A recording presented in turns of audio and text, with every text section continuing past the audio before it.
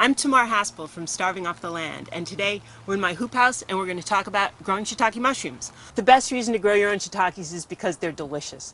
They also cost $10 a pound, and if you grow your own, they come in a lot cheaper, even after you pay for all of the equipment and the dowels and everything you need. It's also a great way to introduce kids to the magic of mushrooms. They're kind of weird organisms, and they're pretty interesting. All you need to grow shiitake mushrooms are an electric drill, a rubber mallet, some dowels that are impregnated with shiitake spore, and you can get these off the internet, and of course you need a log. Let's go inoculate.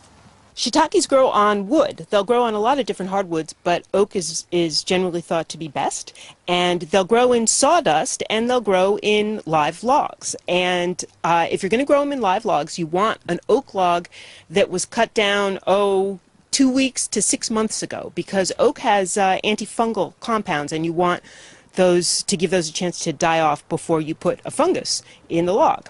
So a log this size will take 40 or 50 dowels. You want to disperse them throughout the log. I usually do a kind of a diamond pattern.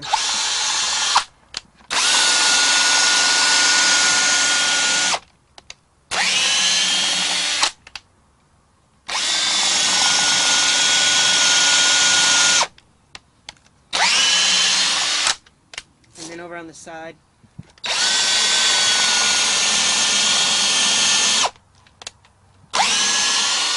Once you drill your holes, you take a dowel and you insert one dowel in each hole.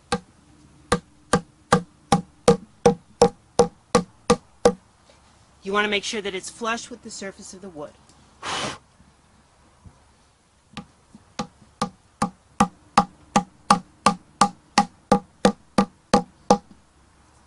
Now, once you have all of the dowels in, there's one more step, and it involves hot wax.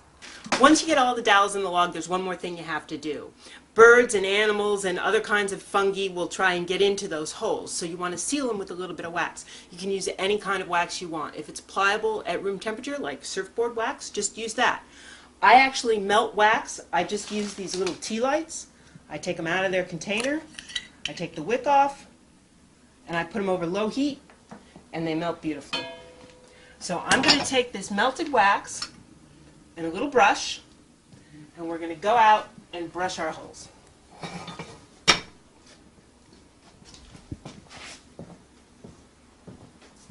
All we do is take the brush, we take the wax, we brush a little bit of the wax over each dowel, and that'll seal it from any kind of invasive organism. The great thing about growing mushrooms is that once you get to this point, you've done all the work.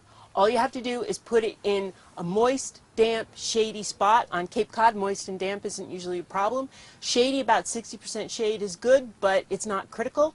And you want to put one end of the log in the ground because it will continue to wick moisture.